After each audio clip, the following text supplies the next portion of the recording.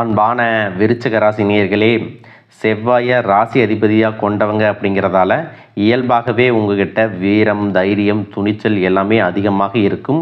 உங்களுடைய பேச்சாற்றல் மூலமாக எப்பேற்பட்ட காரியங்களையும் சாதாரணமாக சாதிச்சிருவீங்க.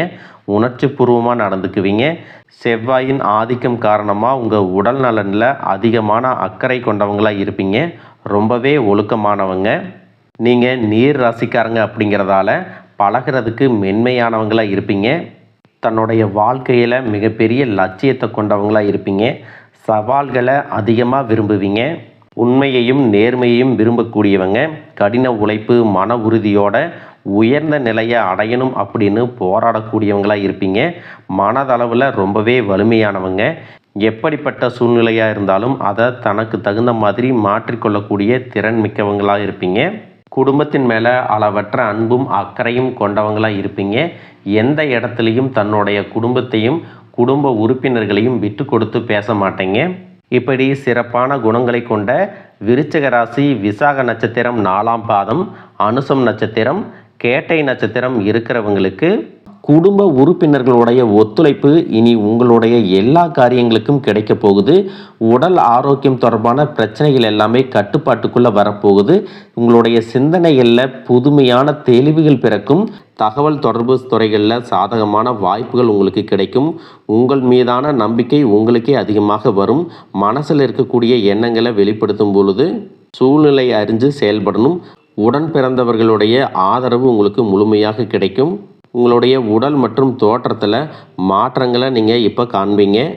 அரசு தொடர்பான காரியங்களில் இருந்து வந்த இழுபறி உங்களுக்கு குறையும். சுபகாரிய முயற்சிகளில் இருந்து வந்த தடைகள் நீங்கும். சில ஜோதிட சூட்சுமங்களை நீங்கள் சரியாக பயன்படுத்தினீங்கன்னா உங்களுக்கு சிறந்த வாழ்க்கை துணை மற்றும் சுகமான இல்லற வாழ்க்கை கிடைக்க போகுது. இது வரைக்கும் உங்கள் லட்சியத்துக்காகவும் குடும்பத்துக்காகவும் கஷ்டப்பட்டு உழைச்சி உங்களுடைய உடல் நலனை நீங்கள் கவனிக்காமல் விட்டுருந்துருப்பீங்க. இப்போ வரைக்கும் சிலருக்கு அது வெளியில் தெரியல அப்படின்னாலும் சின்ன சின்ன பிரச்சனைகள் மூலமாக உங்களுக்கு தொந்தரவு கொடுத்துட்டு வந்திருக்கும். அந்த உடல் சார்ந்த பிரச்சனைகள் முழுவதும் குணமாகணும் அப்படின்னா அதற்கு தகுந்த சிகிச்சை முறைகளை எடுத்துக்கிறது மட்டுமல்லாமல் உங்களுடைய உடல் நலனையும் நீங்கள் பாதுகாக்கணும். உங்ககிட்ட நிறைய ஆற்றல் இருக்குது, திட்டங்கள் இருக்குது, கடின உழைப்பு எல்லாமே இருக்குது. ஆனால் உடல் ஆரோக்கியம் இல்லாமல் போச்சு அப்படின்னா உங்களால் எதையுமே சாதிக்க முடியாது. இதற்கு பிறகாவது உங்களுடைய உடல் ஆரோக்கியத்தில் நீங்கள் கூடுதலான கவனம் செலுத்தினீங்க அப்படின்னா நீங்கள் செய்யக்கூடிய எல்லா காரியத்திலையும் உங்களுக்கு வெற்றி கிடைக்கும். எதிரிகளை எல்லாம் ஜெயிச்சு வருவீங்க. சிலர் பார்த்தீங்கன்னா நல்ல வேலை கிடைக்காம வீட்லேயும் சரி சமுதாயத்திலும் சரி நிறைய பேருடைய கிண்டலுக்கும் கேலிக்கும் ஆளாகி இருப்பீங்க. இன்னும் சிலர் குடும்ப கஷ்டத்துக்காக பிடிக்காத ஒரு வேலைக்கு போயிட்டு இருந்திருப்பீங்க. இதற்கு பிறகு உங்களுடைய தன்னம்பிக்கை அதிகரிக்கும். புதிய புதிய தொழில்நுட்பங்களை கற்றுக்கிட்டு நல்லதொரு வேலையில் சேர போகிறீங்க. அரசியல்வாதிகளை பொறுத்த வரைக்கும் புதிய பொறுப்புகள், புதிய பதவிகள் எல்லாமே தானாக கிடைக்க போகுது. நம்மளுடைய குடும்ப உறவுகள், நம்முடைய நண்பர்கள் அப்படின்னு சொல்லிட்டு சிலருக்கு பெரிய ஒரு தொகையை கடனாக கொடுத்துட்டு அதை திரும்ப வாங்க முடியாமல், கேட்க முடியாமல் ஒரு விதமான மன அழுத்தத்துக்குள்ளாக இருப்பீங்க. அதனாலேயே உங்களுடைய உறவு கெட்டிருக்கும். அந்த பணம் உங்களுக்கு திரும்ப கிடைக்காது அப்படின்னு நீங்கள் முடிவே செஞ்சுருப்பீங்க. உங்ககிட்ட பணம் வாங்கினவங்க அவங்களுடைய தவறை புரிஞ்சுக்கிட்டு மனசாட்சியோட உங்களுக்கு அந்த பணத்தை திருப்பி கொடுப்பாங்க. குடும்பத்தில் இருக்கக்கூடிய நெருக்கடிகள் விலகும். செல்வாக்கு அந்தஸ்து உயரும். கடவுள் நம்பிக்கை அதிகமாகும். பெரியவர்களுடைய உதவி உங்களுக்கு கிடைக்கும். உறவில் இருந்த சண்டை சச்சரவுகள் முழுவதுமாக விலகும். புதிய நண்பர்களும் உங்களுக்கு உதவி செய்வாங்க. தொழிலில் ஏற்பட்ட நெருக்கடிகள் விலகும். பொருளாதார ரீதியாக நலிவடைந்த நிறுவனங்கள் முன்னேறவும் போகிறாங்க. மேலும் மேலும் எதிர்பார்த்த லாபமானது உங்களுக்கு வியாபாரத்தில் கிடைக்க போகுது. புதிதாக தொழில் தொடங்கணும் அப்படின்னு நினைக்கிறவங்க இந்த காலகட்டத்தில் நீங்கள் தொழில் தொடங்கலாம். இது வரைக்கும் உங்கள் குடும்ப உறவுகளுக்கு நீங்கள் பெருசாக முக்கியத்துவம் கொடுத்துட்டு இருக்க மாட்டீங்க. எத்தனையோ கஷ்டமான சூழ்நிலைகளில் உங்களோடு எல்லாவற்றையும் சகித்து கொண்டிருந்த குடும்ப உறவு சகிப்புத்தன்மையை இழந்து கடமைக்கு ஏதோ ஒரு வாழ்க்கையை வாழ்ந்துட்டு இருக்கிற மாதிரியான சூழ்நிலையில் இருந்திருப்பாங்க. என்னதான் நீங்கள் குடும்ப உறவுகளை பத்திரமா பார்த்துக்கிறேன், எல்லாத்தையும் பூர்த்தி செஞ்சு கொடுக்குறேன் அப்படின்னு சொன்னாலும் குடும்ப உறவுகள் கிட்ட நீங்கள் மனம் விட்டு பேசணும். நீங்கள் 20 வயசில் இருந்தாலும் சரி, 70 வயசில் இருந்தாலும் சரி, குடும்பத்தில் இருக்கிறவங்களுடைய மனநிலையை நீங்கள் எல்லா கட்டத்திலையும் புரிஞ்சுக்கணும். அவங்களுடைய வார்த்தைகளுக்கு மதிப்பு கொடுத்து சில விஷயங்களை திருத்திக்கிட்டும் சில விஷயங்களை மாற்றிக்கிட்டும் நீங்கள் இருந்தீங்க அப்படின்னா உறவுகள் உங்களை தலையில் தூக்கி வச்சு கொண்டாடுவாங்க. உங்களை பொறுத்த வரைக்கும் குடும்பத்தில் நிம்மதி முழுசாக கிடைக்கணும் அப்படின்னா சில இடங்களில் விட்டு கொடுத்து போகிறது தான் நல்லது அப்படிங்கிறத ஞாபகம் வச்சுக்கோங்க. இதையெல்லாம் சரியாக செய்யாத காரணத்தினால தான் நிறைய பேருடைய குடும்பத்தில் கணவன் மனைவியாக இருப்பாங்க, வெளியே போவாங்க வருவாங்க. ஆனால் உண்மையான அந்யோன்யம் இருக்காது, சரியாக பேசிக்க கூட மாட்டாங்க. சமுதாயத்துக்காக போலியான ஒரு வாழ்க்கையை வாழ்ந்துட்டு இருக்கிற மாதிரி இருக்கும். இதற்கு பிறகு உங்கள் வாழ்க்கையிலும் இதுவெல்லாம் நடக்கக்கூடாது அப்படின்னா மனம் விட்டு பேசி அவங்க கூட அதிகமான நேரத்தை செலவிடணும். உங்கள் மேலே அவங்களுக்கு நம்பிக்கை வர்ற மாதிரி நடந்துக்கணும். பணம், வசதி, வாய்ப்புகள் எல்லாருக்கும் தேவை அப்படின்னாலும் அதை வச்சு நிம்மதியான அழகான ஒரு வாழ்க்கையை வாழ முடியாது. கோடீஸ்வரனாக இருக்கவங்க கூட கஷ்டப்படுறதையும், ஏழைகளாக இருக்கிறவங்க கூட சந்தோஷமாக இருக்கிறதையும் நம்மளால் பார்க்க முடியுது. சின்ன சின்ன விஷயங்களை கூட சரியாக பேசி முடிக்காத காரணத்தினால தான் பெரிய பெரிய பிரிதல்கள் எல்லாமே வருது. இன்னும் சிலருக்கு பார்த்தீங்கன்னா விவாகரத்து வரைக்கும் கூட போயிடுது. இந்த மாதிரியான விஷயங்கள் எல்லாமே உங்கள் வாழ்க்கையில் நடக்கிறதுக்கு நீங்கள் மட்டுமே முழுமையான காரணம் இல்லை. உங்களை மட்டுமே குற்றம் சொல்லிட முடியாது. சில கிரகங்களுடைய பார்வை, தசா புத்தியினோட பலன்கள் காரணமாகவும் இதுவெல்லாம் நடக்கும். சில ஜோதிட சூட்சமங்களை எல்லாம் நீங்கள் புரிஞ்சுக்கிட்டு சரியான விஷயங்களை மட்டும் செஞ்சீங்க அப்படின்னா உங்களுடைய வாழ்க்கையிலும் நல்லது நடக்கும். நீங்கள் விவாகரத்தை வாங்கியிருந்தால் கூட 2 பேருடைய உள்ளத்திலும் தூய்மையான புரிதல் வர வரைக்கும் உண்மையாக நடந்துக்குங்க. உங்கள் வாழ்க்கையில் நடந்த சம்பவங்கள் எந்த மாதிரி சுச்சுவேஷனில் நடந்துச்சு அப்படின்னு மற்றவங்க சூழ்நிலையில் இருந்து உணர்வுபூர்வமாக நினச்சி பாருங்கள். நிச்சயமாக உங்கள் மனசுக்குள்ளே மிகப்பெரிய மாற்றம் வரும். இந்த மாற்றத்தின் காரணமாக குடும்ப உறவுகள் மீண்டும் சேருவாங்க. இதுவெல்லாம் உடனே நடக்கலை அப்படின்னாலும் சில மாதங்களில் ஒன்றாக சேர்வதற்கான வாய்ப்புகள் இருக்குது. இந்த வாய்ப்புகள் சரியாக அமையும் போது நீங்கள் அதை பயன்படுத்திக்கிட்டீங்கன்னா உங்களுடைய வாழ்க்கை உங்களுக்கு பிடிச்ச மாதிரியே மாறும். உங்களுடைய முன்னேற்றத்தை தடுக்கிறதுக்கும் உங்களை அவமானப்படுத்துறதுக்கும் இங்கே நிறைய பேர் கூடவே இருந்துட்டு முயற்சி பண்ணிட்டு தான் இருக்காங்க. ஆனாலும் அவங்களுடைய சதிகளையும் சூழ்ச்சிகளையெல்லாம் தாண்டி இப்போ வரைக்கும் ஓரளவுக்கு நீங்கள் நல்லா இருக்கீங்க அப்படின்னா உங்ககிட்ட இருக்கக்கூடிய நல்ல எண்ணங்களும் கடவுள் பக்தியும் இது வரைக்கும் நீங்கள் செஞ்ச தர்ம காரியங்களும் தான் உங்களை காப்பாற்றிட்டு இருக்கு. இதுக்கு முன்னாடி நல்ல நண்பர்களாக இருந்திருப்பாங்க, நல்ல உறவுகளாக இருந்திருப்பாங்க. அவங்களே தன்னோட சுயநலத்துக்காக துரோகங்களை எல்லாம் செஞ்சு உங்களுடைய வாழ்க்கையை கெடுக்கணும் அப்படின்னு நினைக்கும்போது இந்த உலகத்தில் யார் நல்லவங்க யார் கெட்டவங்க, யாரை நம்புறது அப்படிங்கிறது தெரியாமல் தான் நீங்கள் புலம்பிட்டு இருக்கீங்க. ஒரு வகையில் இந்த மாதிரி விஷயங்கள் உங்களுக்கு கஷ்டத்தை கொடுத்தாலும் இப்போவாவது இவங்க நம்ம மேலே எவ்வளவு பொறாமையோடவும் வன்மத்தோடவும் இருக்கிறாங்க அப்படிங்கிறத ஓரளவுக்கு நீங்கள் புரிஞ்சிருப்பீங்க.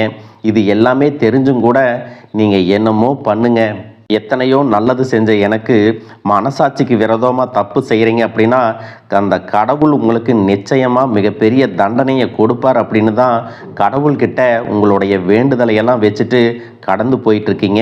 இப்போ இருக்கக்கூடிய சூழ்நிலையில் தான் உண்டு தாம் வேலை உண்டு அப்படின்னு தான் இருக்கிறீங்க. இருந்தாலும் உங்களுடைய கஷ்டத்தையும் கண்ணீரையும் மற்றவங்களுக்கு தெரியாத மாதிரி தான் பார்த்துட்ருக்கிறீங்க. உங்களுடைய வாழ்க்கை உங்களை எப்படி புரட்டி போட்டாலும் முடக்கி வச்சாலும் நீங்கள் எப்பவும் போல் சாதாரணமாக இருக்கிறதுனால உங்களை சுற்றி இருக்கிறவங்க எல்லாருமே இவங்களுக்கு என்னப்பா ஜாலியான வாழ்க்கை வாழ்கிறாங்க, இவங்ககிட்ட என்ன குறை அப்படின்னு சொல்லுவாங்க. ஆனால் மனசில் நிம்மதி இல்லாமல் சரியாக சாப்பிட முடியாமல் அவ்வளவு ஏங்க நிம்மதியாக தூங்க முடியாமல் கூட நீங்கள் எவ்வளவு கஷ்டப்படுறீங்க அப்படிங்கிறது உங்களுக்கும் அந்த கடவுளுக்கும் மட்டும்தாங்க தெரியும்.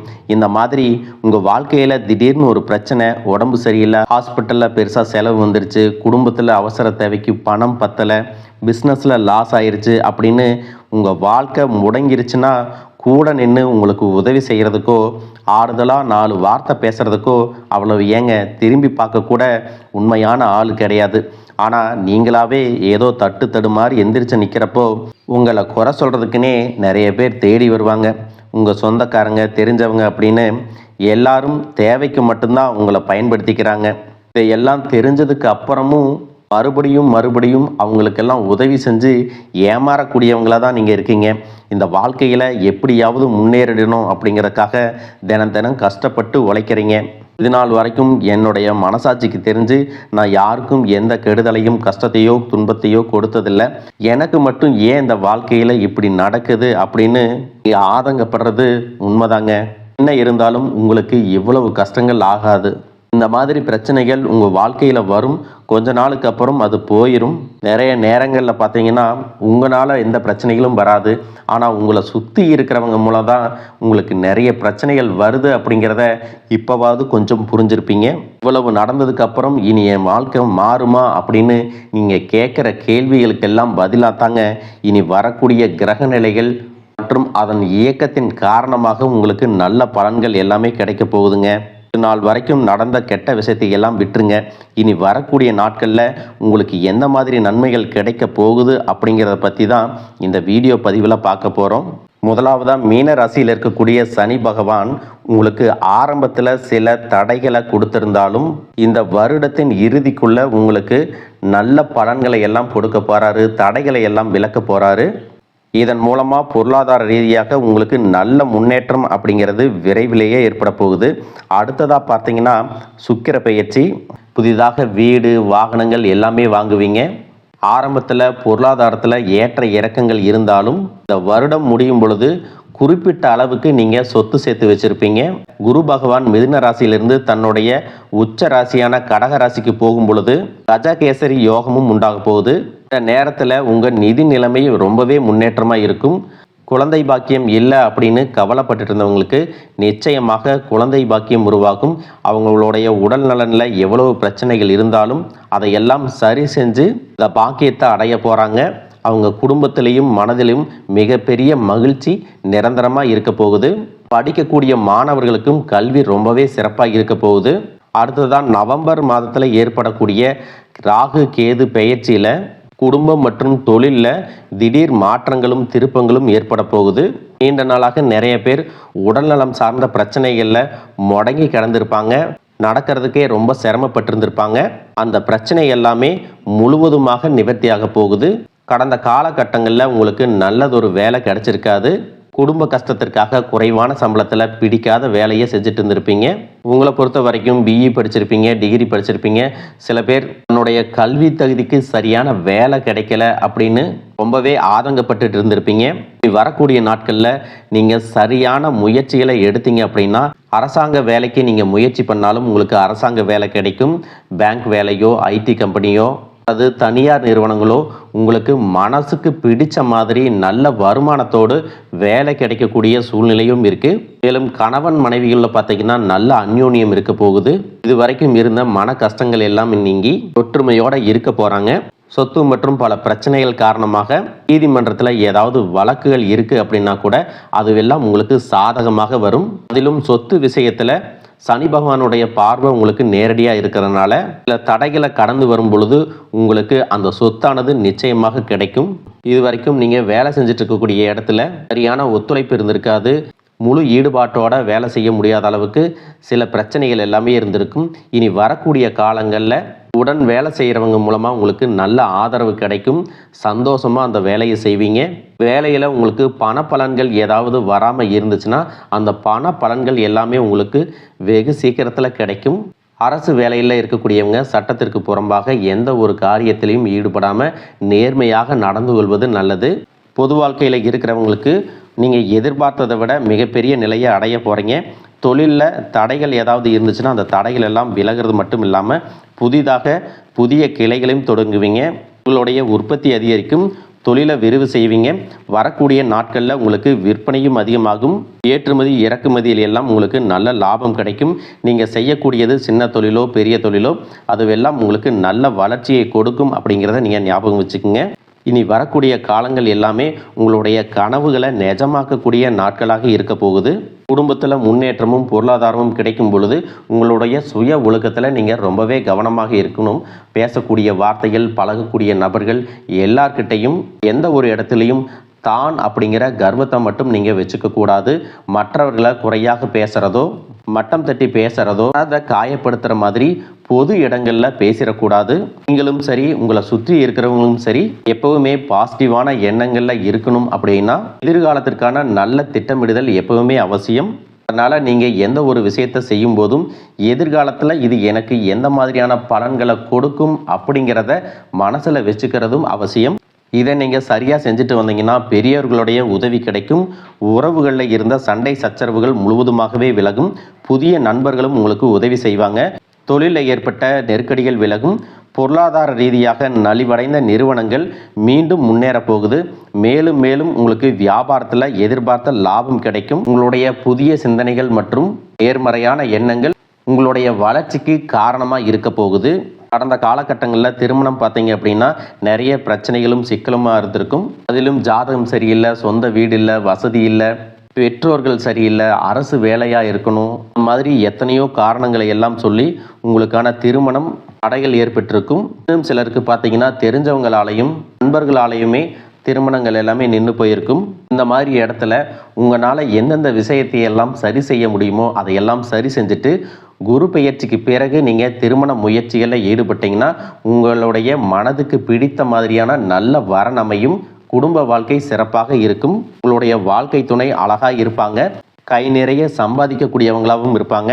அதே நேரத்தில் வாழ்க்கை துணையை இழந்துட்டு இரண்டாவது திருமணம் பற்றி யோசிக்கக்கூடிய ஆண்கள் மற்றும் பெண்களுக்கு தன்னுடைய வாழ்க்கையில் வரக்கூடிய துணை, அவங்களுடைய பழக்க வழக்கம், 2 பேருக்கும் கருத்தொற்றுமை இருக்கா, மன பொருத்தம் இருக்கா மற்றும் தேவைப்பட்டால் உங்களுடைய ஜாதகத்தை கூட ஒரு முறை நீங்கள் சரி பார்த்துக்கிட்டு இரண்டாவது திருமணத்துக்கு முயற்சி செஞ்சீங்கன்னா நல்ல வாழ்க்கை துணை அமையும். மற்றவங்க பொறாமப்படக்கூடிய அளவுக்கு நல்லதொரு வாழ்க்கையை வாழ்ந்து காட்டுவீங்க. எந்த ஒரு எதிர்பார்ப்புகளும் இல்லாமல் எப்பவும் போல் உங்கள் கடமையை செஞ்சுட்டு உங்கள் வாழ்க்கையை நீங்கள் வாழ்ந்துட்டு வாங்க. உங்களோட குலதெய்வமும் கிரக நிலைகளும் உங்களுக்கு துணையாக இருக்குது. இப்போ நீங்கள் எடுத்து வைக்கக்கூடிய ஒவ்வொரு அடியும் எதிர்காலத்தில் உங்களை வாழ்க்கையின் உச்சத்தில் கொண்டு போய் வைக்கும் அப்படிங்கிறத மட்டும் நீங்கள் எப்பவுமே நினைவு வச்சுக்கணும். உங்களை சுற்றி நல்ல விஷயங்கள், கெட்ட விஷயங்கள், இந்த மாதிரி எல்லாமே சுற்றி நடந்து வந்தாலும் நல்ல விஷயங்களை மட்டும் எடுத்துகிட்டு நீங்கள் முன்னேற்ற பாதையில் போயிட்டே இருங்க. உங்களுடைய நல்ல எண்ணங்களுக்கு உங்களுக்கு நல்லதே நடக்கும். வாழ்க வளமுடன், வாழ்க பல்லாண்டு.